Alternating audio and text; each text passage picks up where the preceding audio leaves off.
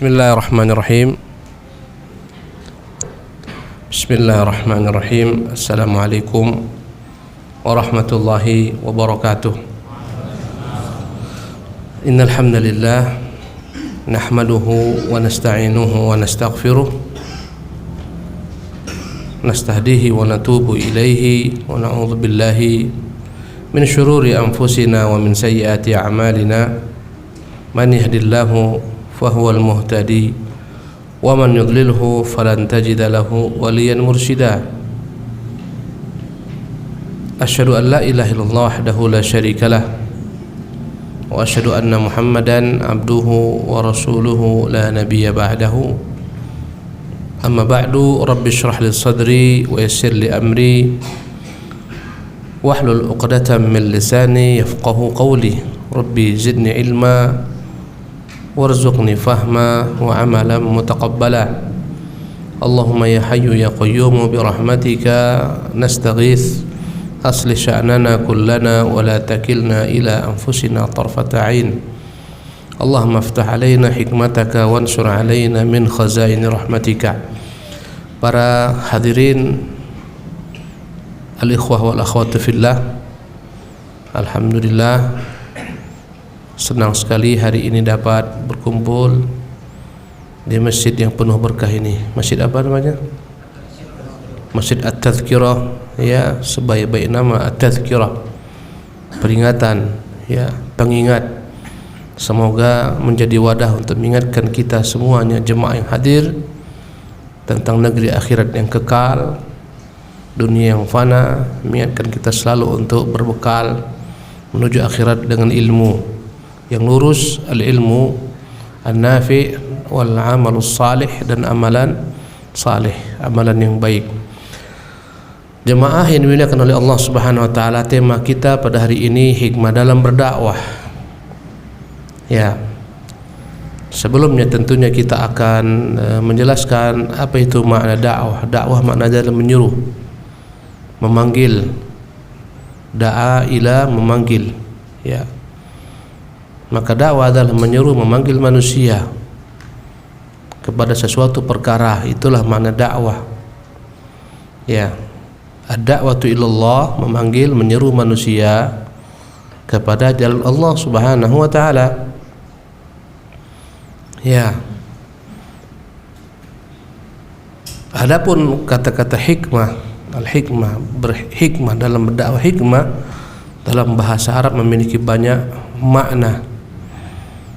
Hikmah bisa bermakna Al-Quran, hikmah bisa bermakna As-Sunnah, ya. Jika diiringi Al-Quran setelahnya Sunnah, Al-Hikmah, maka dialah maksudnya Al-Quran dan Sunnah, ya. Wa yu'allimuhumul kitaba wal hikmata, dan dia Nabi mengajarkan kepada mereka Al-Kitab yaitu Quran, wal hikmah yaitu Sunnah, ya. Dan Ibnu Qayyim rahimahullah memberikan definisi tentang hikmah. Hikmah adalah fi'lu ma yanbaghi 'ala al-wajhi alladhi yanbaghi, mengerjakan, melakukan sesuatu perbuatan yang layak dengan cara yang layak, fil waqti alladhi yanbaghi, pada waktu yang layak pula, ya. Melakukan sesuatu perkara yang benar, ya. Melakukan sesuatu perkara yang benar dengan cara yang benar pada waktu yang benar. Itulah namanya hikmah, ya.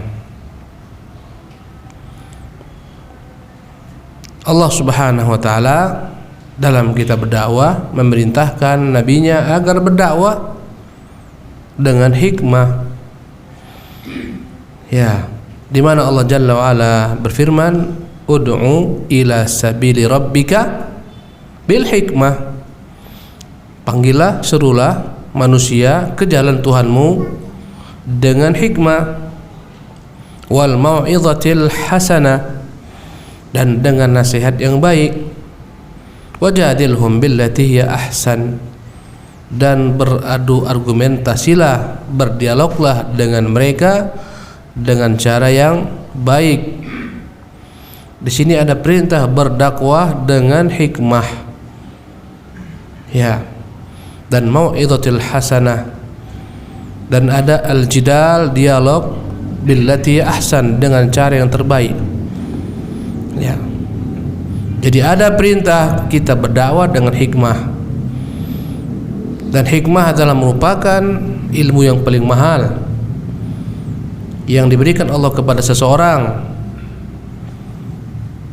di mana Allah Subhanahu wa taala mengatakan, "Wa man yu'tal hikmata faqad utiya khairan katsira." Barang siapa yang Allah berikan kepadanya hikmah, maka sungguh dia telah kami berikan kebaikan yang banyak. Dan hikmah adalah merupakan sifat Allah. Daripada hikmah terambil nama Allah Hakim, Allah Maha Bijaksana.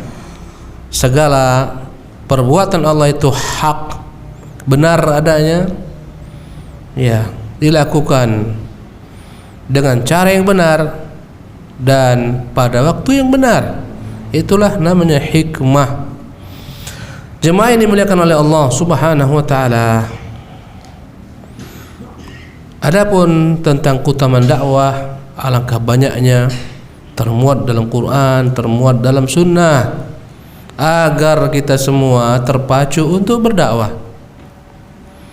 Ya, tadi sudah kita sebutkan ayat menyuruh kita berdakwah, ud'u ila sabili rabbik, serulah manusia ke jalan Tuhanmu. Inilah dakwah, dan inilah profesi paling mulia, profesinya para nabi. Tidak ada perkataan yang paling mulia di permukaan bumi ini daripada perkataan dakwah, menyuruh manusia ke jalan Allah Subhanahu wa taala. Maka profesi yang paling mulia adalah profesi dakwah. Allah Jalla wa Ala mengatakan, "Wa man ahsanu qawlan mimman da'a ila Allah." Adakah yang lebih baik perkataannya dari seseorang yang menyeru manusia kepada Allah?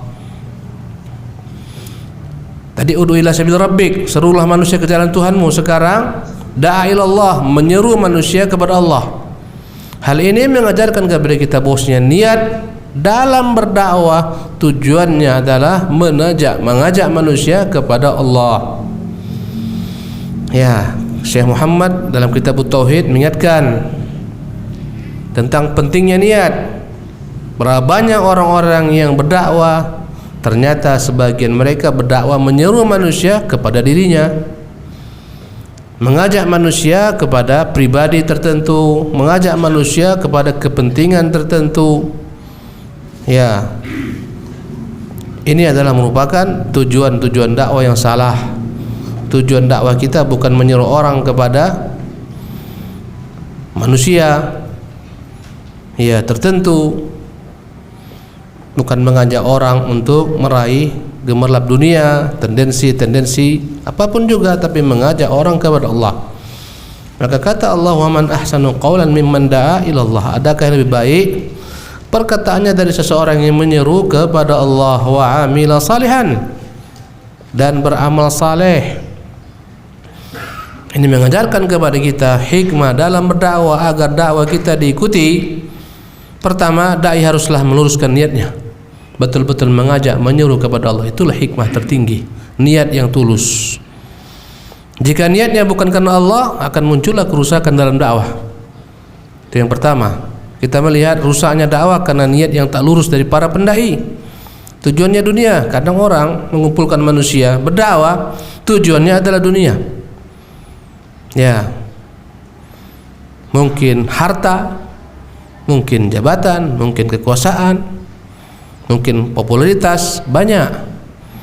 Dan rata-rata kita lihat dai yang tak ikhlas karena Allah ini akan disingkap keborokannya, disingkap kebusukannya, menjadi bencana di akhir daripada dakwahnya.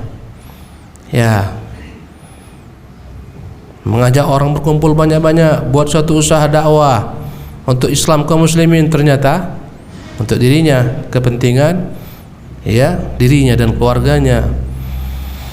Manusia merasa dikelabui, orang-orang merasa dikibuli. Mereka kumpul uang banyak-banyak, ternyata untuk pribadi sang dai. Subhanallah. Inilah dakwah yang bermasalah. Karena apanya tadi? Niatnya salah. Subhanallah. Maka senantiasa kita dimanapun berada lininya, kita di yayasan, membuat yayasan, menjadi orang-orang di yayasan, baik di kepengurusan, di pembina dan semacamnya, membuat sekolah, membuat madrasah, apapun juga, yang mana ini semua kita tujukan untuk mendakwahi anak-anak kaum muslimin, masyarakat kaum muslimin, supaya tercapai keberkahan. Perbaikilah niat, dan niat yang tulus, yang ikhlas merupakan puncak daripada hikmah. Jika ini berpaling, apa yang tadi akan muncul? Yang muncul adalah kemudaratan. Subhanallah. Banyak yayasan yang hancur, pertengkaran di tubuh, ya, pengurus yayasan, antara pengurus dan pembina, antara yayasan dan guru-guru dan semacamnya. Sekolah bubar, anak-anak pulang rugi. Kenapa bisa terjadi? Jawabannya kena di mananya tadi? Niatnya. Jadi hikmah tertinggi dalam dakwah adalah niatnya ikhlas karena Allah Subhanahu wa taala.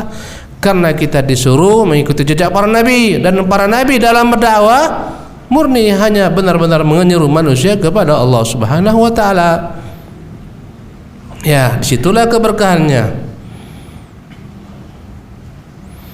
Di antara ciri-ciri dakwah yang hak itu, pendai tak punya tendensi, dia tak minta upah, tak minta ganjaran dari manusia. Ittabi'u man la yasalukum ajran wa hum muhtadun. Ikutilah orang-orang yang tidak meminta upah dari kalian dan mereka di atas petunjuk. Ya. Wa ma asalukum alaihi min ajrin in ajriya illa 'ala Allah. Kata para nabi, aku tak minta ganjaran dari kalian, aku berharap daripada Allah ganjaran. Inilah ciri-ciri keikhlasan. Ya, artinya enggak ada tendensi dunia. Kalau dari dakwahnya dia mendapatkan sedikit daripada dunia, tapi bukan menjadi tujuan hidupnya, tidak ada masalah selama tidak mencemari niatnya. Kemudian kata Allah SWT tadi, wa man ahsanu qawlan mimman da'a ila Allah. Adakah yang lebih baik dari perkataannya dari seorang yang menyeru kepada Allah? Tadi saya sebutkan, ini menunjukkan dakwah itu niatnya harus kepada Allah, bukan kepada individu, bukan kepada yayasan, bukan kepada masjid, bukan kepada Allah SWT. Yayasan sarana, masjid sarana, dan seterusnya. Ustadz sarana, kiai sarana. Kemudian wa'amila salihan, dan beramal saleh. Dakwah yang hikmah itu agar berkenan di hati para mad'u, hendaklah sang dai yang menyeru manusia itu berusaha menerapkan ilmu yang dia bawa, yang dia emban, beramal saleh. Maka hikmah dalam berdakwah, jika ingin dakwahmu diterima, terapkanlah ilmu yang kau sampaikan. Ya, jika seorang dai lidahnya fasih menyebutkan kitabullah, fasih menyebutkan sunnatul Rasulullah tabaraka taala, hafal Quran, hafal hadis, tapi perilakunya dalam lapangan tidak mencerminkan apa yang dia sampaikan, biasanya dakwahnya akan mental. Sudah tak ada lagi padanya hikmah. Ya ayyuhalladzina amanu, wa ya orang-orang beriman, lima taquluna ma la taf'alun. Mengapa kalian mengatakan apa yang tidak kalian perbuat? Kabura maqtan indallahi an taqulu ma la taf'alun. Alangkah besarnya murka Allah kalian mengatakan apa yang tidak kalian buat. Ya. Didakwah agar menjadi hikmah, hendaklah diiringi dengan perbuatan konkret. Ya, amal. Kata Allah, wa amila salihan, dan dia beramal saleh, niatnya lurus. Ilmu yang disampaikan dalam dakwah harus diiringi dengan amal. Ya, tanpa amal tersebut adalah cerminan daripada ilmu yang diemban, ilmu yang disampaikan. Kenapa Nabi SAW dakwahnya sukses? Karena Nabi SAW mengamalkan apa yang beliau SAW dakwakan, serukan kepada manusia. Dia menyeru manusia kepada akhlak budi pekerti yang mulia, memang dia terapkan dalam kehidupan sehari-hari. Ya, bahkan sebelum menjadi nabi pun telah sempurna akhlaknya sallallahu alaihi wasallam. Wa amila salihan, dan beramal saleh. Wa qala innani minal muslimin, dan dia berkata sesungguhnya saya dari golongan orang-orang yang berserah diri. Ya, dalam surat Fussilat ayat 33. Maka pertama ikhlas, yang kedua ya beramal, yang ketiga memproklamirkan dirinya sesungguhnya dia termasuk ke dalam golongan orang-orang yang berserah diri kepada Allah Subhanahu wa taala semata, bergantung hanya kepada Allah Subhanahu wa taala semata. Maka dakwah yang akan menghasilkan adalah dakwah yang mana sang dai senantiasa tidak pernah putus hubungannya dengan Allah, senantiasa pasrah menyerahkan urusannya kepada Allah, bergantung hanya kepada Allah. Ya, betapa butuhnya dai support dari Allah Subhanahu wa taala dalam dakwahnya. Dakwah ini tantangannya berat, besar. Subhanallah, tidaklah kita lihat bagaimana tantangan dakwah yang begitu dahsyatnya. Tanpa dengan taufik daripada Allah, tanpa meminta bantuan Allah, tak akan mungkin seorang dai dapat selamat dalam dakwahnya. Maka hendaklah dia pasrah, bergantung kepada Allah, menyerahkan dirinya kepada Allah Subhanahu wa taala. Ya, dengan itulah Allah Subhanahu wa taala akan berikan baginya kesuksesan dalam dakwah. Tidak bergantung dengan dirinya, bergantung dengan ilmunya, bergantung dengan ya segala sesuatu sebab-sebab dunia yang zahir, tidak. Dia bergantung kepada Allah Subhanahu wa taala semata. Jemaah yang dimuliakan oleh Allah Subhanahu wa taala, di antara bentuk keutamaan dakwahnya lah merupakan sebab datangnya segala macam bentuk kebaikan. Ya, barang siapa yang ingin kebaikan, berdakwalah, Allah akan berikan baginya kebaikan, bagi dirinya, bagi keluarganya, bahkan bagi anak cucunya, bahkan bagi negerinya, bagi bangsanya. Barang siapa yang tak mempedulikan dakwah, akan rusak binasalah dirinya, keluarganya, tanah kelahirannya, tempat tinggalnya, bahkan bangsanya. Dakwah pokok daripada segala macam kebaikan. Karena dengan dakwah ini Allah turunkan keberkahan. Ketika tak ada dakwah, Allah turunkan azab, bencana, petaka. Ya. Ketika dakwah ditentang, ketika itu Allah akan turunkan apa? Azab. Allah telah memberikan kepada kita al-mathulat, contoh-contoh. Setiap umat yang menolak dakwah dihancurkan, dibinasakan. Perhatikan bagaimana kaum Nuh alaihissalam menantang dakwah, Allah tenggelamkan, bumi ditenggelamkan, gunung-gunung pun tenggelam. Lihatlah bagaimana anaknya Nuh berkata kepada sang ayah, "Sa'awi ila jabalin ya'simuni minal ma'." Saya tak mau ikut ayah, saya mau naik ke puncak gunung. Logika saya mengatakan puncak gunung tinggi, tak akan mungkin sampai air ke puncak gunung. Kata sang ayah, ini bukan logika, ini wahyu. La asimal yawma min amrillah, tak ada yang selamat hari ini daripada perintah Allah. Naik kemari. Tidak, saya naik ke atas. Maka akhirnya fakana minal mughraqin. Fahala bainahum wal mawju fakana minal mughraqin. Datanglah ombak besar, tenggelamlah sang anak. Gunung-gunung pun tenggelam. Ya. Ini menunjukkan diantara bentuk penentang dakwah orang-orang yang mendahulukan logikanya daripada wahyu. Tantangan dalam dakwah ini banyak, harus disikapi dengan bijak. Di antara bentuk tantangan dakwah adalah orang-orang membenturkan dalil wahyu dari Quran dan Sunnah dengan logikanya. Kaum liberal logikanya, aqlaniyun, ya, Neo Mu'tazilah dengan logikanya, Islam liberal dengan logikanya. Ini adalah merupakan penghalang dakwah yang akan menghancurkan dakwah ini jika tidak didakwakan kemudian Islam. Dan benar Allah tenggelamkan putranya Nuh karena dia lebih mendahulukan logikanya daripada wahyu, tak percaya dengan wahyu, menentang wahyu. Dan ini menunjukkan kita dalam berdakwah yang menyelamatkan seorang dai wahyu, keyakinannya dengan wahyu Allah Jalla wa'ala, itu yang menampakkan seorang dai. Tauhidnya, serah dirinya kepada Allah, dakwanya kepada Allah, Mengapa Nuh selamat? Jawabannya karena berserah diri kepada Allah, karena dakwahnya kepada Allah SWT, mengajak orang kepada Allah, tawakalnya kepada Allah Subhanahu wa taala. Allah Subhanahu wa taala selamatkan Nuh. Mengapa ditenggelamkan kaumnya? Jawabannya menentang dakwah, mendahulukan logika, mendahulukan tradisi leluhur. Subhanallah. Jemaah yang dimuliakan oleh Allah Subhanahu wa taala, maka keutamaan dakwah dialah puncak daripada kebaikan. Berkata Allah Subhanahu wa taala, kuntum khaira ummatin ukhrijat linnas, kalianlah sebaik-baik umat yang pernah dikeluarkan kepada manusia. Bani Israel paling mulia, tapi di zamannya kata Allah tentang Bani Israel, ya, kami utamakan kalian, faddalnakum 'alal alamin. Kami utamakan kan daripada seluruh alam semesta di masa mereka. Muncul kaum muslimin, muncul pengikut Muhammad, mereka lah sebaik-baik umat yang pernah ada dikeluarkan kepada manusia. Kapan umat ini dikatakan sebaik-baik umat? Dengan dakwah. Apa inti dakwah? Amar ma'ruf nahi mungkar. Itulah inti dakwah, mengajak orang kepada kebaikan, mencegah orang daripada kemungkaran. Ini semua adalah merupakan perintah Allah Jalla wa'ala.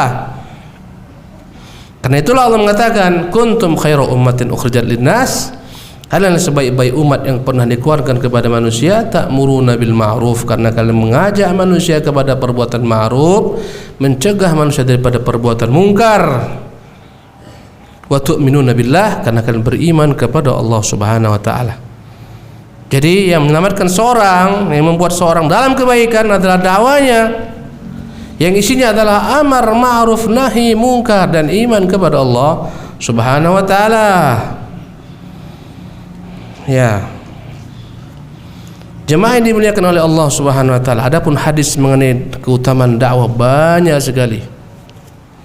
Ya, Rasulullah berkata kepada Ali ketika Ali diperintahkan untuk menaklukkan benteng-benteng Khaybar, ya Ali, wahai Ali, la an yahdiyallahu bika rajulan, jika ada seseorang mendapat petunjuk dengan sebab engkau, khairun laka min humrin na'am, itu lebih baik bagimu daripada humrin na'am, unta-unta merah. Unta merah adalah unta yang paling mahal karena dia jarang, langka. Dia bisa bernilai dengan sama 10 ekor unta, 20 ekor unta, bahkan mungkin 100 ekor unta nilainya. Mahalnya dia. Nabi mengatakan seseorang dapat petunjuk dengan sebab engkau wahai Ali, itu lebih utama bagimu daripada unta-unta merah.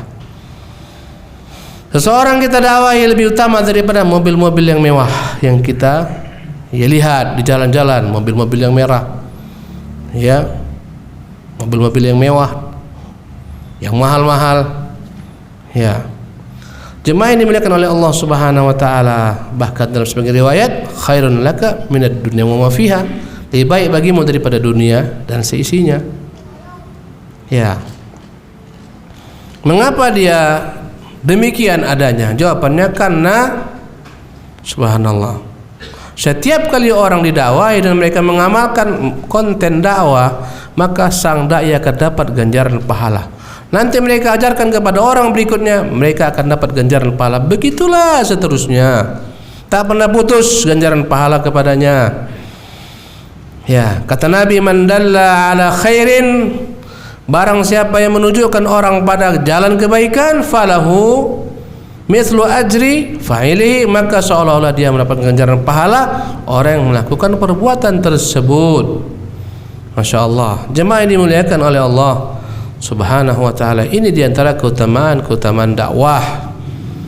Adapun bagaimana kita berdakwah, Allah Jalla wa Ala telah menyebutkan, qul hadhihi sabili, katakanlah Muhammad, inilah jalanku, ad'u ilallah, aku mengajak manusia kepada Allah, ala basiratin, di atas basirah.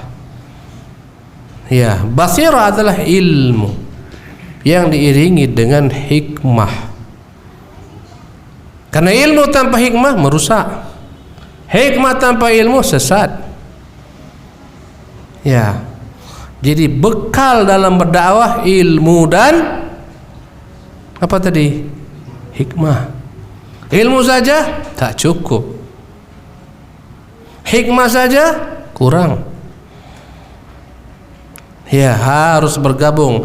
Kumpulan antara ilmu dan hikmah itulah namanya basirah. Ya. Jemaah yang dimiliki Allah Subhanahu wa taala, ini bekal seorang dai, ilmu yang mumpuni tentang apa yang dia dakwakan. Dia harus tahu kepada apa dia menyeru. Ya, bukan sembarang menyeru, dia tahu kepada apa dia menyeru. Dan dia tahu bagaimana cara menyeru, kapan dia harus menyeru, apa yang didahulukan dalam menyeru. Ini semua bagian daripada hikmah. Ya, hikmah itu adalah seorang tahu kapan dia harus berkata-kata, kapan diam, kapan dia harus tegas, kapan dia harus lunak, kapan dia harus lembut, kapan dia harus berdebat. Inilah hikmah. Ya, kapan dia harus ingkari, kapan dia harus bersabar, tidak mengingkari. Itulah hikmah. Jemaah ini dimuliakan oleh Allah Subhanahu wa taala. Ya, jadi bagaimana seorang dai berdakwah? Kata Allah, "Qul hadhihi sabili." Katakanlah Muhammad, inilah jalanku. Maka setiap dai harus menjadikan Nabi sebagai contoh dalam berdakwah. Tidak boleh buat jalan sendiri. Misalnya mau mengumpulkan orang, panggil orkes, panggil keyboard, panggil biduan, panggil penyanyi. Ya, buat panggung, kumpulin manusia. Ya, nanti sudah berkumpul baru kita berdakwah. Ini bukan sabilur Rasul, ini bukan jalan Nabi sallallahu alaihi wasallam ini. Tak benar. Ya. Ini perbuatan mungkar. Panggil artis-artis yang cantik-cantik, yang bahenol-bahenol. Ya, kumpulkan orang, satu kampung datang, sudah mereka datang. Ya, setelah acara, ya, musik-musik, naik seorang dai berdakwah, bukan itu jalannya. Atau sebelum musik-musik, naik dia berdakwah, bukan itu jalannya. Jalan dakwah sudah jelas. Tauqifi maknanya tidak menerima ijtihad. Sudah dibentangkan Nabi sallallahu alaihi wasallam. Ya. Kumpulkan laki-laki perempuan, dicampurkan, didakwahi. Itu bukan jalan Nabi. Bukan sabili itu, bukan jalanku itu. Ya. Menunjukkan kepada kita bahwasanya jalan dakwah itu tauqifi maknanya tidak menerima kreasi. Sarana ya berkembang dengan sebagaimana berkembangnya zaman. Di masa Nabi tak ada yang namanya mikrofon, tak ada yang namanya medsos, tak ada namanya handphone. Ini sarana yang berkembang, tak ada televisi, tak ada radio. Ya, sebagian orang kolot mengatakan tak boleh berdakwah pakai televisi. Kenapa? Tak ada di zaman Nabi. Tak boleh berdakwah dengan radio. Kenapa? Ini bid'ah, ini enggak ada di zaman Nabi. Misalnya, ya salah. Dakwah itu menyampaikan. Adapun sarana menyampaikan bisa dengan radio, bisa dengan televisi, bisa dengan media sosial, bisa dengan grup-grup WhatsApp, grup-grup IG, grup macam-macam. Intinya adalah sampai kepada mad'u. Ini sarana dan dia berkembang sebagaimana berkembangnya zaman. Tapi cara berdakwah taklah berkembang sebagaimana berkembang zaman. Cara dakwah tetap tak pernah berubah mengikuti cara dakwah Rasulullah sallallahu alaihi wasallam. Itulah makna sabili. Kemudian tujuan dakwah pun jelas, menyeru kepada Allah. Kemudian bekal dakwah pun jelas. Ya, apa bekalnya tadi? Ilmu diiringi dengan hikmah. Ya. Kita banyak melihat contoh-contoh kehidupan Nabi, betapa ilmu diiring hikmah mendatangkan kebaikan. Ada seorang Arab Badui. Orang Arab Badui baru masuk Islam. Datang ke masjid Nabi sallallahu alaihi wasallam. Dilihatnya masjid Nabi pasir dan dia biasa kencing di pasir. Sahabat sedang bincang-bincang, tiba-tiba dia ke sudut masjid.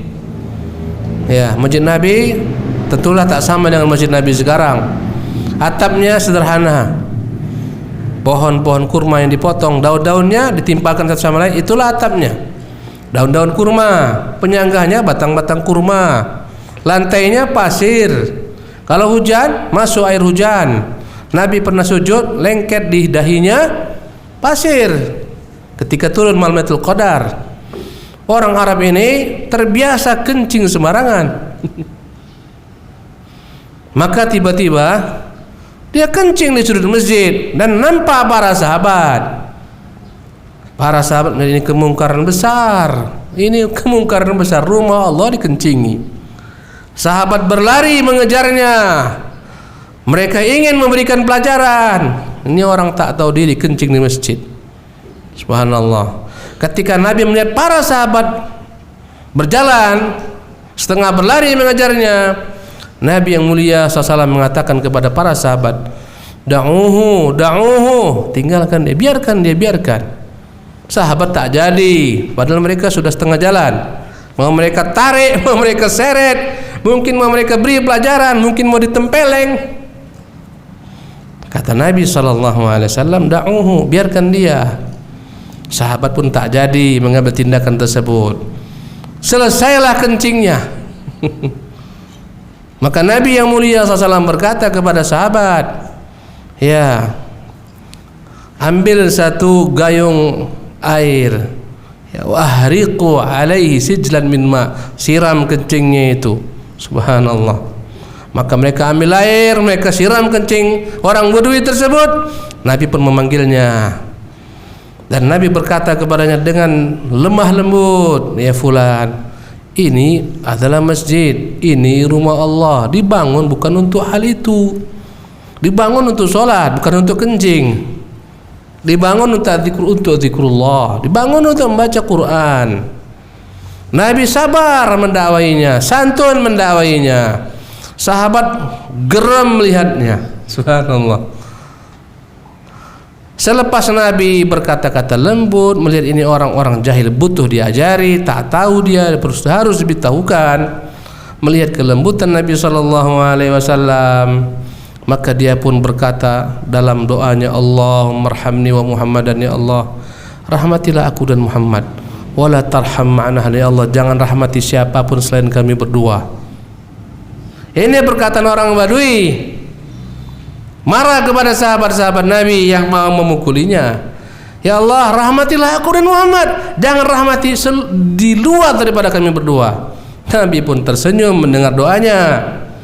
Ini doa harus diluruskan, tak bisa dibiarkan. Kata Nabi, laqad tahajjarta wasian, engkau telah terlampau kikir bakhil, ingin membooking tempat Allah luas, surga yang seluas langit dan bumi hanya untuk kita berdua. Subhanallah. Tak enak di surga kita berdua. Surga begitu luas. Kemudian dia pun keluar. Berkata Nabi kepada sahabat, ya, andai kata ku biarkan kalian tadi, apa jadinya? Mungkin dia akan kembali murtad. Ini kemungkaran? Iya, kemungkaran besar. Bahkan ini kalau orang tahu bisa membuat dia keluar daripada Islam, menghinakan simbol-simbol Islam. Tapi ini orang jahil. Ya, banyak hikmah-hikmah dari peristiwa ini diambil para ulama. Tentunya berkaitan dengan dakwah, hikmah Nabi dalam berdakwah, kelembutan Nabi kepada orang jahil dalam berdakwah. Kebanyakan kaum muslimin dewasa ini tak tahu agamanya, jahil. Mereka mau kebaikan, tak tahu caranya. Akhirnya yang mereka buat tak punya landasan dasar agama. Kita menyebutnya bid'ah, tapi mereka tak tahu itu bid'ah.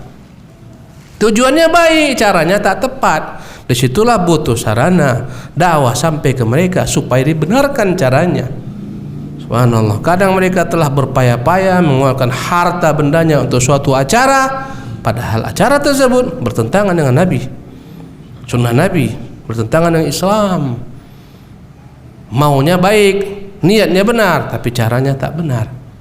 Maka kita pun harus meluruskan supaya niat mereka yang benar dapat pahala, diluruskan caranya. Itulah namanya dakwah. Subhanallah. Kata para ulama, hadis ini menunjukkan betapa hikmahnya Nabi dalam berdakwah, betapa lemah lembutnya Nabi kepada para mad'u, objek dakwah yang jahil, yang butuh diajar. Ya, kemudian subhanallah, hadis ini menunjukkan kepada kita bagaimana menyikapi najis. Kalau enggak ada peristiwa ini, kita enggak pernah tahu kencing itu najis. Ya enggak? Dari mana kita tahu kencing itu najis? Perintah Nabi untuk dibersihkan. Subhanallah. Kalau enggak diperintahkan Nabi itu bersihkan, berarti kencing enggak najis. Ketika ada perintah membersihkan, menunjukkan kencing itu najis. Di antara maslahat dalam perkara ini, sekiranya Nabi SAW biarkan para sahabat menarik orang ini, najis yang hanya satu tempat, ketika orang kencing enggak diganggu, satu tempat, ya kan? Kalau dia ditarik, apa jadinya? Air kencingnya kan berserak di mana-mana. Mungkin mengenai kainnya, mungkin mengenai sahabat yang menariknya. Akan muncul kemudaratan lebih dahsyat daripada satu tempat. Sekarang sudah menyebar di sembarang tempat, membersihkannya pun sulit. Subhanallah. Dari tinjauan kesehatan, orang yang sedang kencing itu diganggu, membahayakan kesehatannya. Makanya kalau anak bayi kencing, ya dahulu kita tak biasa anak-anak itu pakai yang namanya pembalut pampers. Kalau kencing, biarkan saja kencing dia, jangan kok seketika tarik dia, terhenti kencingnya, itu membahayakan. Kalau Nabi biarkan sahabat, ya maka orang ini akan terganggu kesehatannya. Kencing itu tak boleh ditahan-tahan. Menahan kencing penyakit. Ya, ketika kencing sedang keluar ditahan, bahaya. Ya, alangkah banyak hikmah di sini kita dapatkan dari peristiwa ini.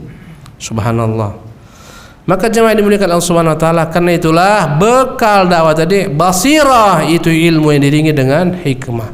Ala basiratin ana wa man ittaba'ani, di atas basirah aku dan orang-orang yang mengikutiku. Yaitu siapa yang mengikuti Nabi? Para sahabat. Nabi di atas ilmu dan di atas basirah, para sahabat pun dalam berdakwah di atas basirah.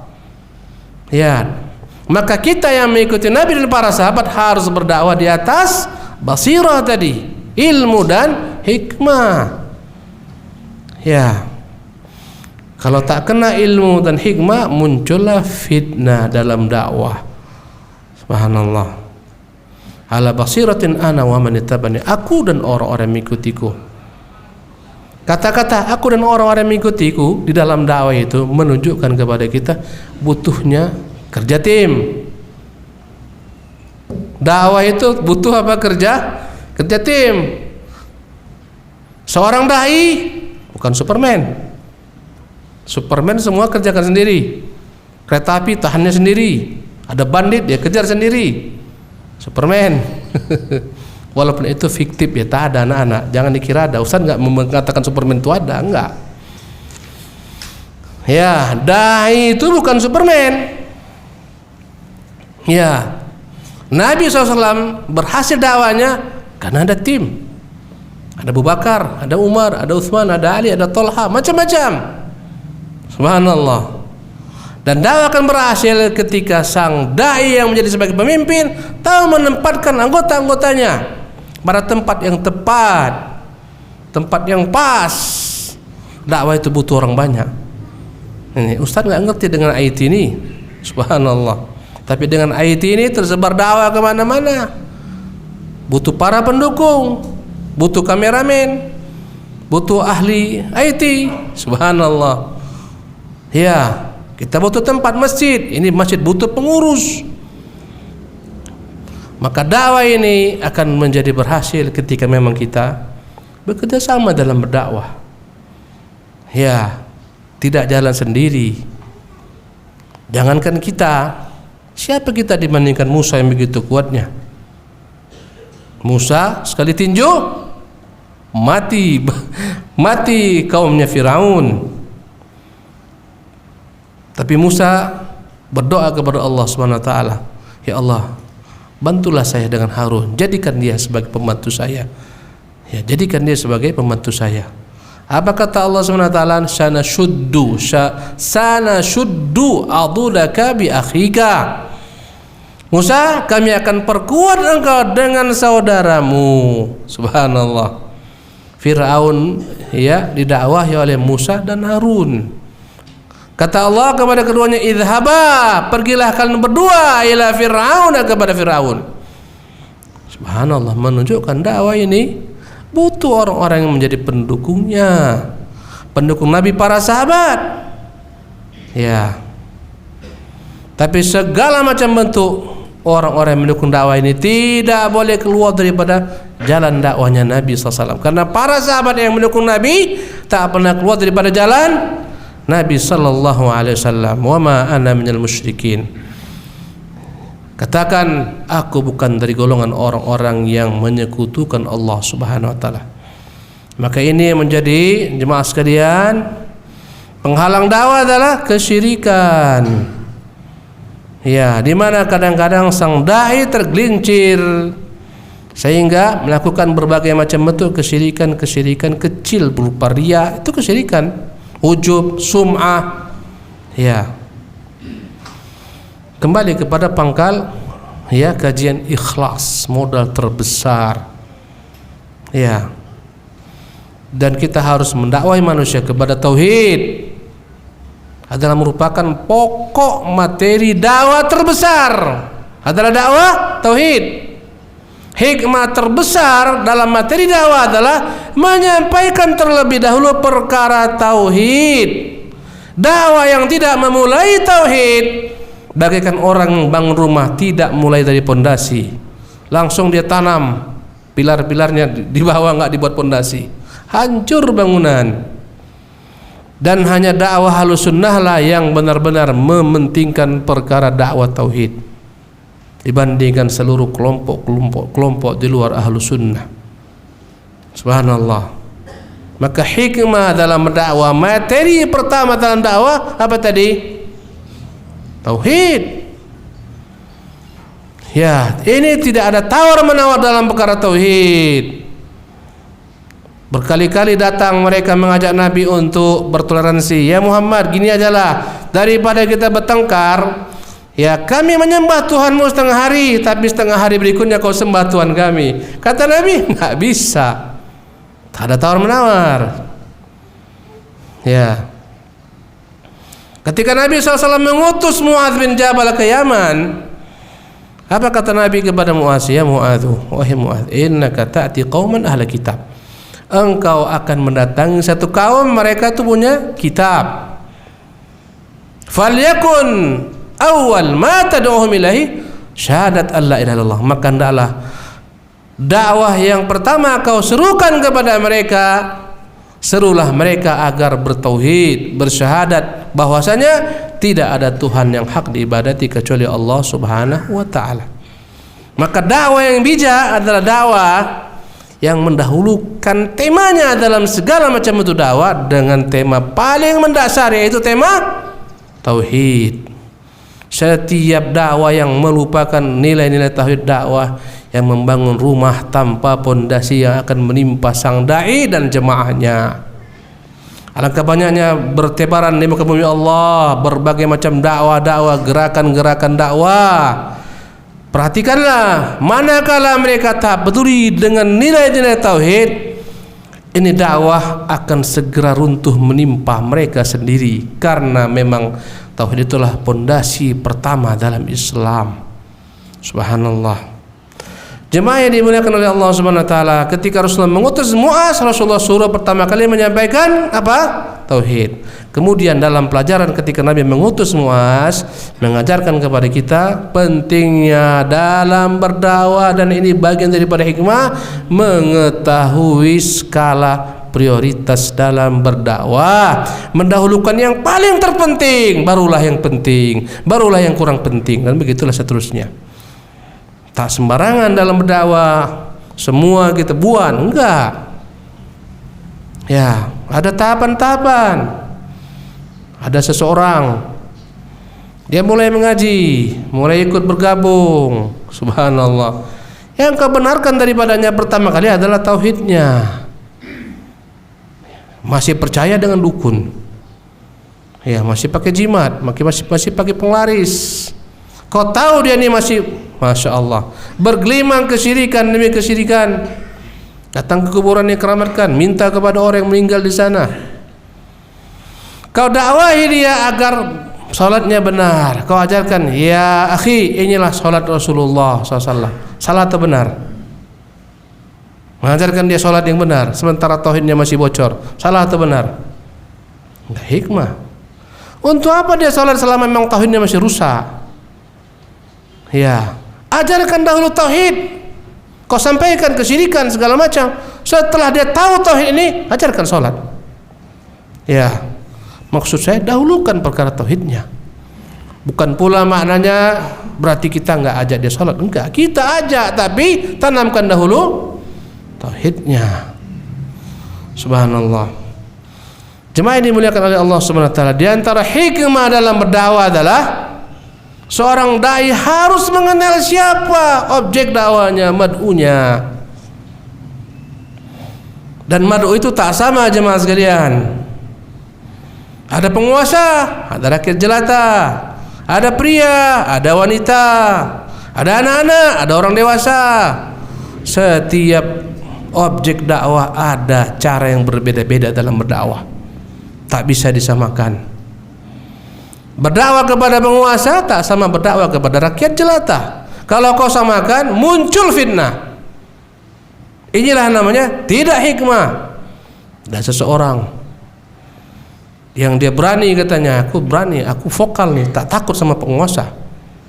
Datang ke istana, penguasanya bijak, baik, subhanallah.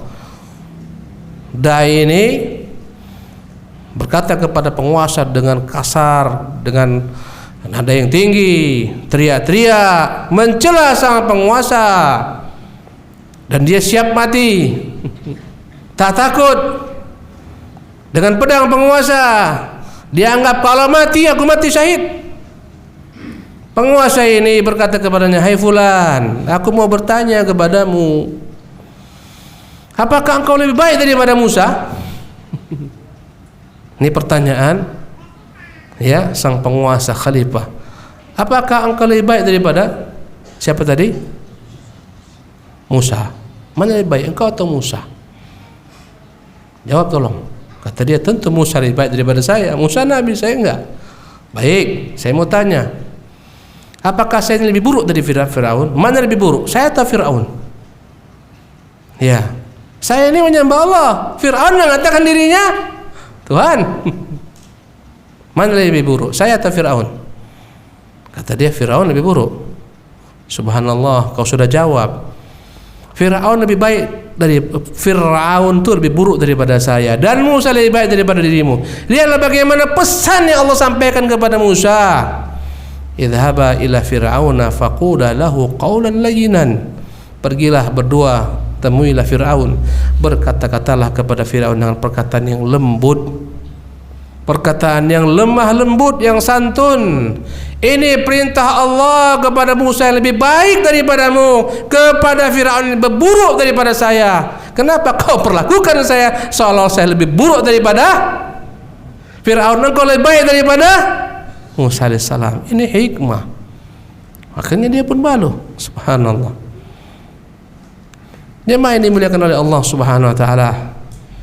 Ya, betapa pentingnya kita mengenal objek dakwah. Mu'az ketika dikirim ke Yaman, Rasulullah Mu'az supaya siap-siap. Kata Nabi, ya Mu'az, engkau akan datang menemui satu kaum ahli kitab. Mereka punya ilmu, mereka punya kitab, mereka punya agama. Agama mereka dari langit, agama samawi. Mereka beragama Nasara.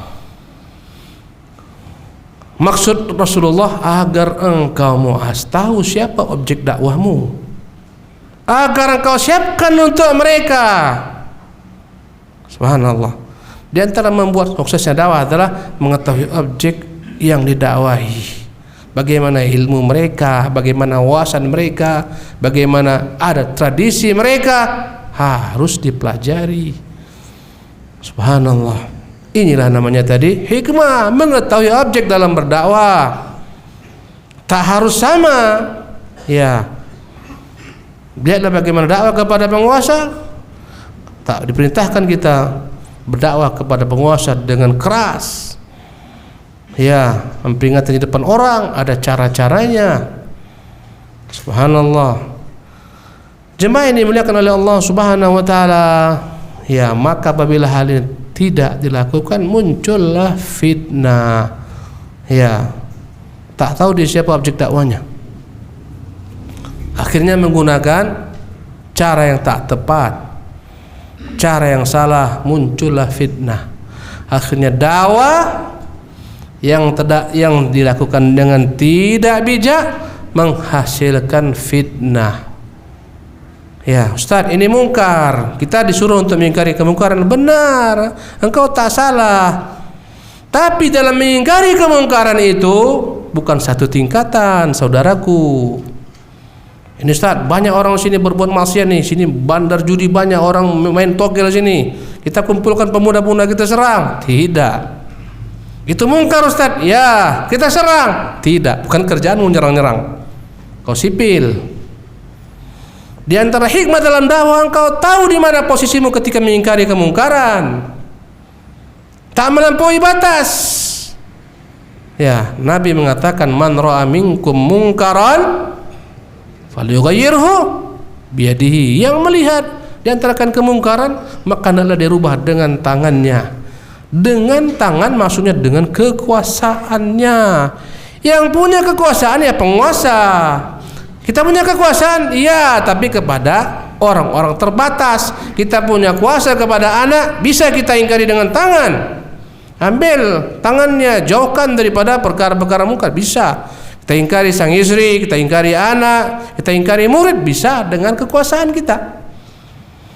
Tetangga main judi, tak bisa kita datang ke dia. Sini uangnya, ini main judi, ini haram, berdosa. Sini, bubar.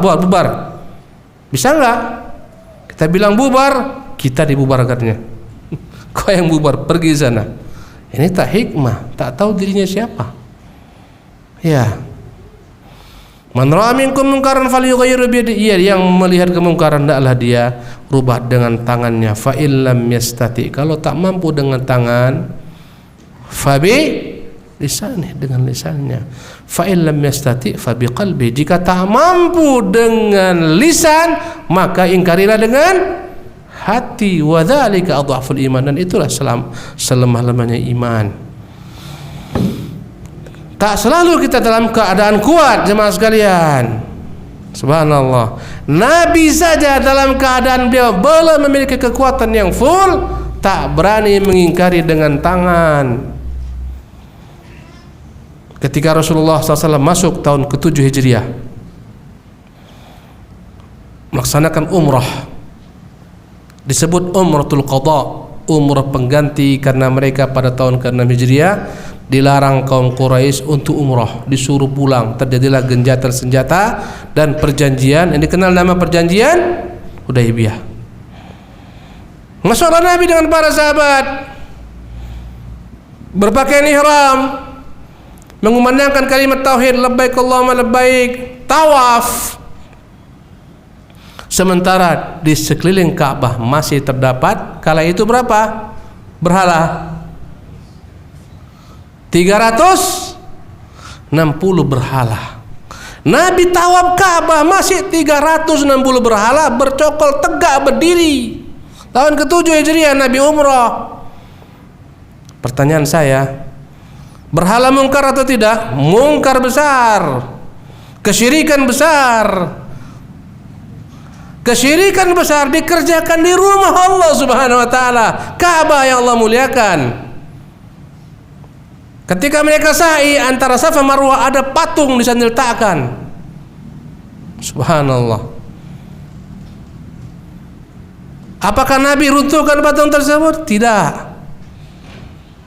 Kenapa Nabi tidak runtuhkan? Kenapa tak Rasulullah ingkari dengan tangannya? Karena kala itu belum memiliki otoritas kekuasaan. Mekah masih dipegang oleh para tokoh-tokoh Quraisy dengan kekufurannya. Dan Nabi telah membuat perjanjian damai, tak ada peperangan selama 10 tahun. Dan maka Nabi tidak mengganggu berhala mereka. Pertanyaan Ustaz, Nabi ingkari dengan hatinya atau tidak kira-kira berhala itu? Pasti. Dengan lisan? Tidak.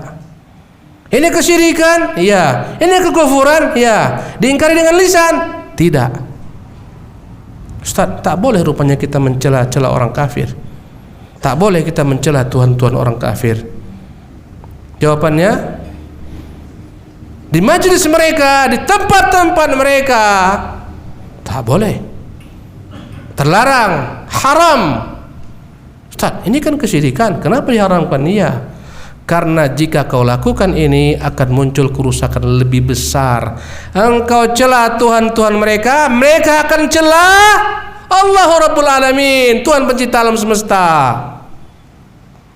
Nabi tak ingkari dengan lisannya, tak ingkari dengan tangannya, dia ingkari dengan hatinya. Kenapa tak diingkari dengan lisan, dengan tangan? Jawabannya, bukan pada waktunya, tak tepat. Subhanallah. Ya, Nabi bersabar meski dia memendam kebencian kepada berhala-berhala. Dahulu kala sebagian sahabat mencela Tuhannya orang musyrikin. Akhirnya orang musyrik mencela Allah. Maka turunlah ayat larangan mencela Tuhan-Tuhan kaum musyrikin, agar jangan sampai kaum musyrikin mencela Allah. Turunlah ayat wala tasubbul ladzina yad'una min dunillah fayasubbullaha adwan bighairi ilmin. Jangan pernah kalian mencaci maki orang-orang yang menyembah Tuhan-Tuhan dari selain Allah Subhanahu wa taala. Akhirnya mereka akan mencaci Allah dengan melampaui batas tanpa ilmu. Subhanallah. Ya, maka tak boleh kita bertindak dalam mengingkari kemungkaran sembarangan. Harus ada kaidah-kaidah yang kita harus pahami. Ini kemungkaran, jika diingkari muncul lebih besar, haram diingkari. Ini kemaslahatan, jika kemaslahatan diwujudkan akan muncul kemungkaran, tidak boleh dikerjakan kemaslahatan ini. Wajib kemaslahatan itu ditinggalkan demi menjaga tidak munculnya kemungkaran yang besar. Inilah namanya hikmah. Kapan Nabi menghancurkan berhala-berhala ini? Tahun keberapa penaklukan kota Mekah? Siapa ingat? Mekah ditaklukkan Nabi pada tahun keberapa? Tahun 9 atau 10? 9 atau 10? Ada yang bilang 9, ada yang bilang 10 enggak? Bukan tahun ke-10, bukan tahun ke-9, tahun ke-8. Setahun daripada itu Nabi datang membawa 10.000 pasukan ke kota Mekah. Ustaz, tadi kan ada perjanjian damai 10 tahun. Ya, perjanjian damai dikhianati Quraisy. Mereka membantu sekutu-sekutu mereka menyerang satu suku yang telah terikat kesepakatan dengan kaum muslimin. Maka datanglah Nabi SAW. Dan dalam berdakwah Nabi tak ingin dakwah ini tercemar dengan menumpahkan darah orang banyak. Nabi maha bijaksana dan Nabi maha santun, Nabi maha rahmat. Padahal mutlak dia menang. Maka agar tidak muncul nanti kebencian daripada orang-orang dikalahkan dengan dibunuh, orang tua mereka dibunuh, generasi mereka, Nabi dengan hikmah mengatakan, barang siapa yang masuk ke dalam rumah-rumahnya menutup pintu rumah, aman, enggak kami ganggu. Barang siapa yang masuk ke Masjidil Haram, aman, enggak kami ganggu. Barang siapa yang numpang masuk sembunyi di rumah Abu Sufyan, dengan Abu Sufyan aman. Maka kota Makkah ketika itu lengang dari manusia. Semua mereka masuk ke dalam rumahnya, kunci rumah, kunci pintu, kunci jendela, masuk ke Masjidil Haram, sebagian masuk ke rumah Abu Sufyan untuk menghindari tertumpahnya darah. Subhanallah. Ini hikmah dalam berdakwah. Nabi kumpulkan semua mereka yang kalah menjadi tawanan Nabi SAW. Hukum dalam berperang ketika menjadi tawanan terserah mau diapakan, yang menang. Di antara hikmah Nabi dalam berdakwah, Nabi SAW berbuat baik kepada mereka, tidak membalas dendam apa yang mereka buat dengan Nabi. Mereka mengusir Nabi, mereka menyakiti Nabi, mereka mencincang-cincang paman Nabi, mereka mengotori tubuh Nabi ketika sholat. Bahkan mereka sepakat untuk membunuh Nabi, bahkan mereka sepakat mengusir Nabi SAW, bahkan mereka sepakat memerangi Nabi SAW. Ini semua bertumpuk-tumpuk, kejahatan demi kejahatan demi kejahatan demi kejahatan. Nabi kumpulkan mereka semua. Di sana ada tokoh-tokoh Quraisy yang telah kalah. Di sana ada Abu Sufyan, di sana ada Safwan bin Umayyah dan lain-lain seterusnya. Berkata Rasulullah sallallahu alaihi wasallam, "Ya ma'syara Quraisyin, wahai kaum Quraisy, ma tadhunnuna anni fa'ilun bikum?" Kira-kira apa yang kalian pikirkan, tindakan apa yang akan kulakukan kepada kalian? Kira-kira apa bayangan kalian? Tindakan apa yang akan kulakukan kepada kalian? Subhanallah.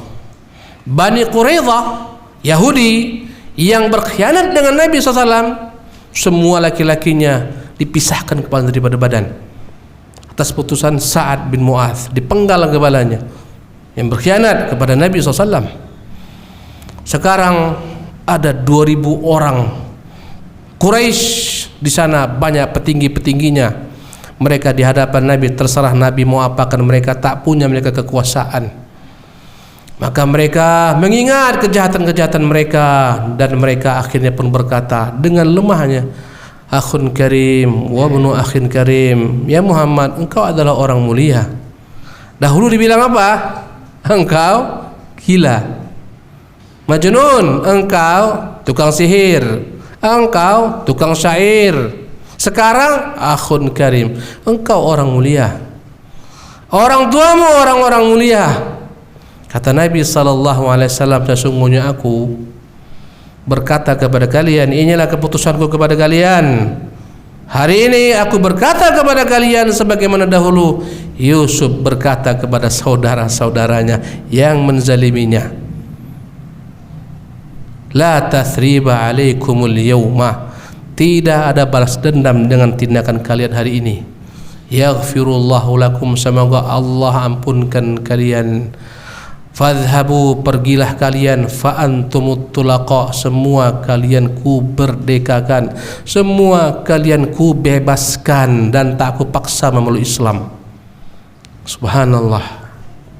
Kalau Nabi tumpahkan darah mereka, berat. Subhanallah. Baru beberapa saat di Mekah terdengar orang-orang dari Taif ingin menyerang Rasulullah SAW dengan pasukan yang besar sebesar-besarnya. Mereka kumpulkan pasukan sebanyak-banyaknya. Nabi pun berangkat dengan 12.000 pasukan. 2.000 yang baru memeluk Islam. Dari Madinah berapa jumlahnya? 10.000. Sekarang sudah menjadi 12.000 orang. Semua mereka memeluk Islam. Inilah hikmah, inilah kelembutan dalam dakwah, inilah kebijaksanaan, membalas kezaliman dengan kebaikan. Subhanallah. Berangkatlah mereka dengan 12.000 pasukan. Terjadilah peristiwa perang Hunain. Di awal peperangan mereka kalah karena mereka berbangga-bangga dengan jumlah mereka yang banyak. Subhanallah. Kata mereka, lan nughlaba min qillah, tak mungkin kita kalah. Subhanallah. 12.000 jumlah besar. Ya, akhirnya Allah uji mereka. Musuh-musuh telah siap malam hari dengan perangkap-perangkapnya. Ketika tiba di lembah Hunain yang sempit, datanglah hujan anak panah. Mereka lari pontang-panting. 12.000 ini bersisa tinggal 90-an orang saja bersama Nabi, dari golongan Muhajirin, dari golongan Ansar, sahabat-sahabat ikut perang Badar. Mereka yang bertahan, dan Nabi kembali menyeru. Dengan pertahanan mereka, Nabi kembali menyeru, kembalilah kaum muslim bersama-sama. Menanglah mereka, mendapatkan harta rampasan perang yang begitu banyak. Subhanallah. Dibawa rampasan perang ke satu tempat yang bernama Jirana. Subhanallah. Nabi menunggu 3 hari, kalau mereka datang taubat memeluk Islam dipulangkan semuanya. Tak datang 3 hari. Ya, padahal Nabi membawa harta rampasan perang, kambing beribu-ribu, unta beribu-ribu, kuda, emas, perak, anak-anak, wanita, semuanya begitu banyak. Nabi itu bukan haus kekuasaan dan bukan cinta gila harta, tidak. Dia mau hidayah kepada manusia. Kata Nabi, jangan kita bagi dulu, tunggu. Semoga mereka datang menyesal, bertobat, masuk Islam. Kita akan serahkan ini semua. 3 hari lewat tak datang. Nabi bagi-bagilah ketika itu semua harta rampasan perang. Subhanallah. Tapi dalam membagi-baginya, Nabi bagi-bagi dengan hikmah pula. Tak diberikan seorang pun kaum Ansar harta rampasan perang. Yang diberikan dedengkot Quraisy yang dahulu memerangi Islam, Abu Sufyan bin Harbin. Abu Sufyan ini komandan pada perang Uhud. Banyak ya sikap-sikapnya merugikan Islam. Nabi berikan kepada Abu Sufyan, subhanallah, 100 ekor unta, 100 ekor kambing, 100 ekor sapi. Diberikan uang emas, diberikan uang perak. Berkata Abu Sufyan, ya Rasulullah, berikan pula lah anakku si Yazid. Kata Nabi, Yazid ambil seperti apa yang kau ambil. Bagaimana anakku Muawiyah? Muawiyah ambil sebagaimana kau ambil. Ada yang dahulu bersepakat memerangi Nabi dalam perang Khandaq, Uyainah bin Hisan, Aqra bin Habis, yang mereka bersekutu dengan Yahudi 10.000 orang mengepung Nabi pada perang Khandaq. Sekarang Nabi berikan kepada Aqra seperti itu pula. 100 ekor unta, 100 ekor kuda, 100 ekor sapi, 100 ekor kambing, dirham, dinar. Subhanallah. Uyainah pun demikian. Terjadilah desas-desus di antara kaum Ansar. Kata Nabi, kata kaum Ansar, wah, Nabi Muhammad sudah jumpa sama kaumnya, lupa sama kita. Ini pedang-pedang kita masih ada bekas darah mereka nih. Kita dilupakan ya. Kalau nggak bijak menyikapi ini, hancur Islam. Subhanallah. Desas-desus ini menjadi omongan rahasia umum di tengah-tengah Ansar. Sampai ke telinga Nabi sallallahu alaihi wasallam. Nabi begitu bijak menyelesaikan konflik ini. Dipanggilnya kepala suku mereka, Sa'ad bin Ubadah. Sa'ad, sini dulu. Maqalatun balaghatni ankum. Aku dengar ada desas-desus di antara kalian. Kalian berkata begini-begini. Bagaimana yang ku dengar ini? Nabi mengecek kebenaran. Cek, recheck. Ini hikmah. Jangan langsung dengar, langsung buat tindakan. Tidak dicek Nabi. Panggil kepala sukunya, benar. Kata Sa'ad bin Ubadah, ya Rasulullah, benar, semuanya benar. Baik, Sa'ad, aku mau nanya, engkau bagaimana? Sikapmu bagaimana? Subhanallah. Ini perkataan kaummu, engkau pemimpin mereka, apa sikapmu? Disinilah tampak kejujuran para sahabat. Tak ada kemunafikan, ya Rasulullah. Ma'ana ila rajulan min qaumi aqulu biqaulihim, ya Rasulullah, aku ini bagian daripada kaumku. Apa yang mereka kukatakan, itu yang kukatakan. Oh, begitu sikapmu? Ya Rasulullah. Baik, kumpulkan semua kaummu. Subhanallah. Kumpullah semua kaum Ansar. Muhajirin semuanya diusir. Jangan, ini khusus Ansar. Maka Nabi berpidato dengan hikmahnya, memberikan muqaddimah, ya ma'syarul Ansar, wahai kaum Ansar. Ya. Maqalatun balaghatni ankum. Ada kata-kata yang sampai ke telingaku dari kalian. Kalian berkata begini, Muhammad dapat kaumnya, Muhammad lupa kepada kami, Muhammad bagi harta rampasan perang kepada orang-orang yang dahulu musuh Islam, bahkan darah mereka masih ada di pedang-pedang kami. Ya. Ya ma'syarul Ansar, kalau aku bertanya, niscaya kalian akan benarkan. Alam takunu dhullalan fahadakumullahu bih. Wahai kaum Ansar, jujur jawab, bukankah dahulu kalian itu sesat? Allah tunjuki kalian dengan sebabku? Jawab Ma'syar Ansar. Kata mereka, bala ya Rasulullah. Ya, tentu ya Rasulullah. Ya Ma'syar Ansar, kutanyakan lagi, bukankah kalian dahulu bercerai-berai, bertikai, kalian berada di jurang api neraka, berperang antar sama kalian, Allah satukan kalian denganku? Subhanallah. Kata mereka, benar ya Rasulullah.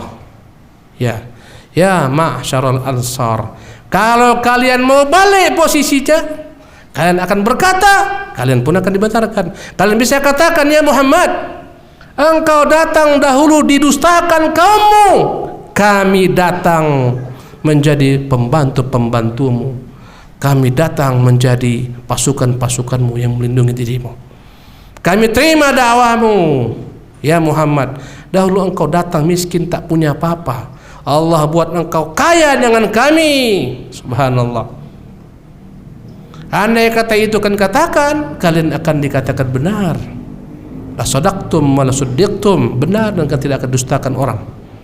Ya Ma'syar Ansar, sesungguhnya aku memberikan kepada orang-orang ini harta rampasan perang, ata'allafu qulubahum, aku ingin melembutkan hati mereka kepada Islam, menarik mereka kepada Islam. Demi Allah, yang tidak aku beri lebih kucintai daripada yang aku beri. Aku berikan kepada mereka agar Allah selamatkan mereka dari api neraka. Adapun kalian, aku serahkan kepada iman-iman kalian. Subhanallah. Ya Ma'syar Ansar, kata Rasulullah SAW, demi Allah, andai kata orang-orang pulang bawa unta, orang pulang bawa kuda, orang pulang bawa kambing, orang pulang bawa dirham, dinar, kalian pulang membawa Rasulullah SAW, apakah akan tak merasa rela? Subhanallah. Seketika mereka semua menangis. Apa artinya bagi kalian harta, emas, perak, kambing, kuda? Mereka pulang membawa harta dunia, kan pulang membawa Rasulullah. Tak relakah kalian Rasulullah menjadi bagian kalian? Subhanallah. Seketika mereka semua hening, seketika mereka semua nangis. Mereka mengatakan, ya Rasulullah, engkaulah yang paling mulia bagi kami. Kata Rasul, demi Allah ya Ma'syar Ansar, kalau bukan karena hijrah, aku akan menjadi bagian daripada Ansar. Demi Allah, jika sekiranya Ansar jalan satu jalan, orang-orang jalan-jalan lain, aku akan bersama jalan-jalan Ansar. Ya Allah, rahmatilah Ansar, rahmatilah anak keturunan kaum Ansar. Seketika mereka pun sadar, seketika selesai dengan baik. Inilah hikmah, subhanallah, dalam berdakwah. Ya, Rasulullah SAW ingin hakikat hatinya merubah bangunan Ka'bah. Ka'bah yang dibangun kaum Quraisy itu bukanlah Ka'bah seperti dibangun oleh Nabiullah Ibrahim. Pada masa Ibrahim, Ka'bah itu tidak setinggi yang sekarang, tapi lebih besar. Sebagian daripada makam daripada Hijr Ismail, bagian daripada Ka'bah. Mereka ketika mau membangun Ka'bah, mereka syaratkan harus dari uang yang halal. Semua uang dari riba, judi, perzinahan, semua mereka jauhkan. Dari perhiasan istri-istri mereka yang halal. Dibangunlah Ka'bah, tapi uang mereka kurang kala itu. Maka mereka perkecillah bangunan Ka'bah, tidak sebagaimana makam Ibrahim, tidak sebagaimana pondasi Ibrahim. Kemudian dahulu kala pada masa Ibrahim dibuat dua pintu Ka'bah, dan pintunya rendah sama dengan tanah. Mereka naikkan pintunya menjadi tinggi sebagaimana sekarang, dibuat satu pintu saja supaya mereka halangi siapa yang mereka mau halangi, mereka izinkan siapa yang mereka izinkan untuk naik ke pintu Ka'bah. Subhanallah. Maka Nabi berkata kepada ibunda kita Aisyah, keinginan hatinya tapi tidak dia lakukan. Ini hikmah dalam dakwah. Apa kata Nabi SAW? Laula anna qaumaki hadithu ahdin bikufrin lanaqattul Ka'bah. Kalalah bukan kaummu baru memeluk Islam, kan ku hancurkan Ka'bah. Kemudian la banaituha alam asasi Ibrahim, akan ku bangun sebagaimana dibangun pada pondasi Ibrahim. Pertanyaan saya, Apakah Nabi bangun sebagaimana pondasi Ibrahim? Tidak. Ditinggalkan Nabi sebagaimana yang dibangun Quraisy? Ya. Mengapa tak dirubah Nabi? Nabi khawatir Ka'bah yang begitu dimuliakan bangsa Arab dari abad ke abad sejak zaman Ibrahim. Mereka, ya, Nabi khawatir ketika Ka'bah ini dihancurkan akan membuat hati mereka curiga dengan Nabi SAW, bahkan mungkin membuat mereka murtad kepada Nabi SAW, kembali kepada kufuran karena diruntuhkan rumah Allah SWT. Nabi biarkan Ka'bah tersebut sebagaimana yang mereka bangun, karena kemaslahatan untuk membangun Ka'bah di atas pondasi Ibrahim itu kecil dibandingkan kemudaratan yang lebih besar jika dihancurkan Ka'bah dibangun sebagaimana pondasi Ibrahim. Nabi biarkan. Inilah namanya hikmah dalam dakwah. Subhanallah. Jemaah ini dimuliakan oleh Allah Subhanahu wa taala. Maka setiap orang dalam berdakwah hendaklah selalu memperhatikan rambu-rambu dalam berdakwah. Ya, di antara bentuk hikmah yang paling mendasar, dakwah harus dimulaikan dengan perkataan yang lembut, nasihat yang baik, tidak dengan kasar. Kata Allah Subhanahu wa taala menegur nabinya, kata Allah, walau kunta faddan ghalidhal qalbi lam faddu min haulika. Kalau engkau kasar, keras hati, niscaya orang akan lari daripadamu. Subhanallah. Maka kita setelah mengenal ilmu syar'i, hendaklah kita berdakwah dengan hikmah, memulai dengan kelembutan. Kata Nabi, maka narifqu fi kulli syai'in illa zana. Tidaklah kelembutan ada dalam segala hal kecuali akan membuat dia menjadi indah. Wa ma nuzi'a min syai'in illa syanahu. Tidaklah kelembutan dalam segala hal dicabut kecuali akan membuat dia menjadi buruk, menjadi jelek. Ya, jadi Ustaz, kita tak boleh keras, boleh pada tempatnya. Lihat tadi orang Arab Badui, Nabi tak keras ni jahil, tapi Nabi mengingkari para sahabat dengan keras. Gara-gara tak ikut perang Tabuk, Ka'ab bin Malik dibaikot 50 hari dengan Nabi SAW. Seluruh penduduk Madinah dilarang mendekati Ka'ab, nggak boleh. Jangan bicara dengan Ka'ab. Ka'ab merasa dirinya seolah-olah hidup seorang diri. Jalan kemana-mana tak ada yang menegurnya. Ka'ab masuk ke dalam kebun sepupunya bernama Qatadah, ya, Abu Qatadah. Dia masuk ke dalam kebun sepupunya, sembunyi-sembunyi. Ya, berjumpa dengan sepupunya. Sepupunya tak mau menjawab salam. Assalamualaikum Abu Qatadah, tak dijawab. Abu Qatadah, demi Allah, tahukah engkau aku ini masih punya cinta kepada Nabi, cinta kepada Allah, cinta kepada Islam? Tak dijawab sepupunya. Kau dengar perkataanku? Akhirnya berkata Abu Qatadah, Allahu a'lam. Allahu a'lam. Ditinggalkan dia, sedih. Jalan di pasar tak ada orang. Subhanallah. Sampai udah 40 hari Rasulullah perintahkan istrinya pun untuk meninggalkan dirinya, gara-gara tak ikut perang. Dahsyat perlakuan Nabi kepadanya. Subhanallah. Ya, karena itulah hikmah Nabi. Nabi itu tahu kapan dia harus melembutkan hati sebagian orang, kapan dia harus berkata-kata keras. Muaz bin Jabal yang salat isyanya panjang, Al-Baqarah dia habisi sehingga membuat seorang lari dari masjid ketika salat isya. Sehingga orang-orang berkata, tadi ketika kau sholat ada yang keluar meninggalkan saf, kata Muaz. Kesal dia, itu orang munafik seperti itu.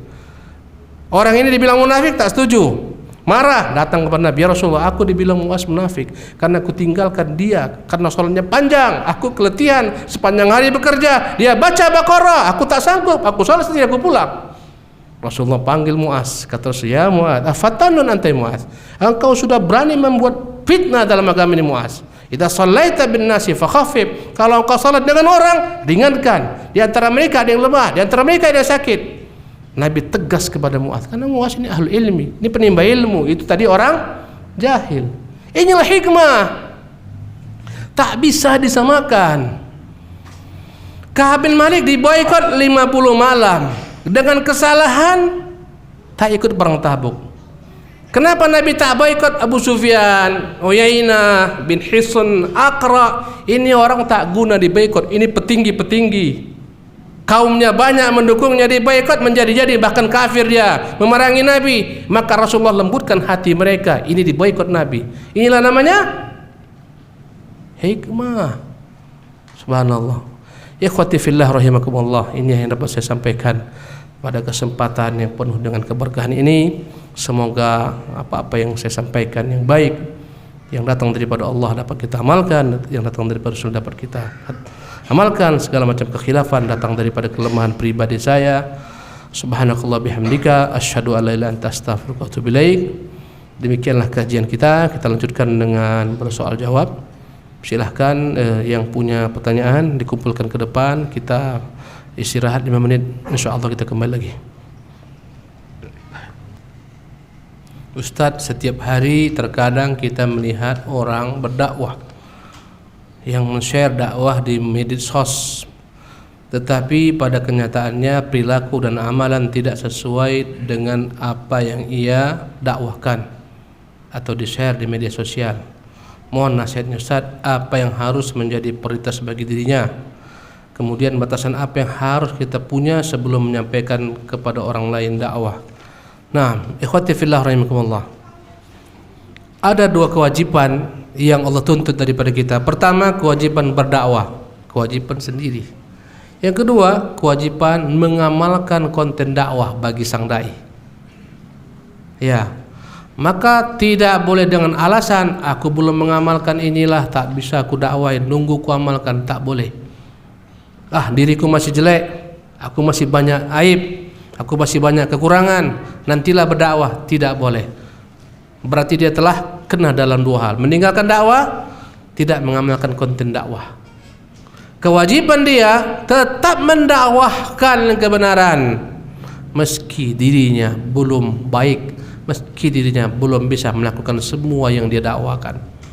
Ya, andai kata dia tetap menyebarkan kebenaran, tanggung jawabnya berdakwah lepas, tinggal tanggung jawab kedua mengamalkan konten dakwahnya.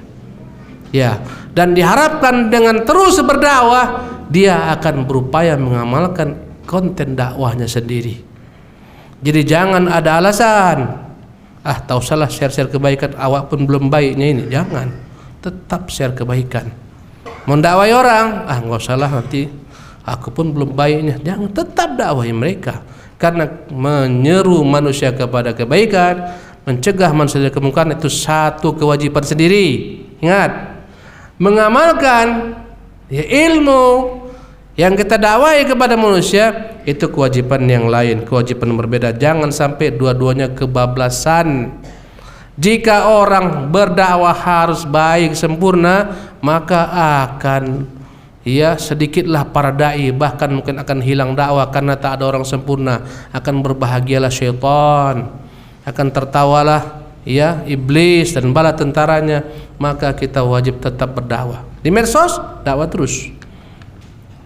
Ustaz, aku belum amalkan apa yang kau dakwakan. Itu kewajiban lain, kau kerjakan. Kalau kau tak ingin dapat murka Allah, kerjakan apa yang kau dakwakan.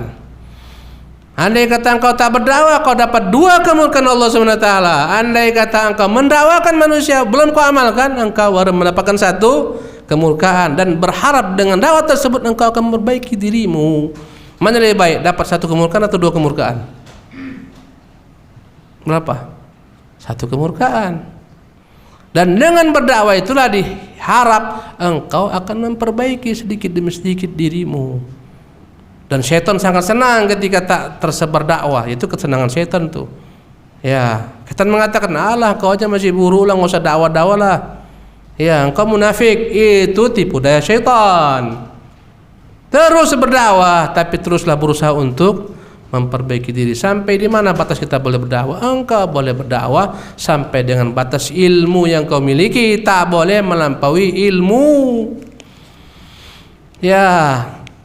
Dan tentunya dakwah itu adalah merupakan perkara yang tak sama porsinya. Tak sama antara seorang dai berdakwah di podium, di mimbar, dengan masyarakat yang mereka tak mampu bicara ke mimbar, di podium. Sementara mereka tahu kebenaran, masyarakat berdakwah dengan kemampuannya. Ya, tak harus seorang itu dikatakan berdakwah ketika dia di podium, tidak. Bahkan sikap baik kita adalah merupakan dakwah yang paling dalam maknanya. Kadang-kadang orang itu bisa menerima dakwah seorang dari akhlaknya walaupun dia tak ngomong. Kadang-kadang orang menolak dakwah manusia dari apanya? Akhlaknya juga. Oleh karena itu, tetaplah berdakwah, berupayalah untuk mengamalkan ilmu yang kita ketahui. Wallahu tabaraka taala alam. Ya, demikianlah jemaah sekalian. Ya, hari ini cukup sampai di sini. Insyaallah kita ketemu di kesempatan lain. Semoga Allah berkahi majlis kita. Assalamualaikum warahmatullahi wabarakatuh.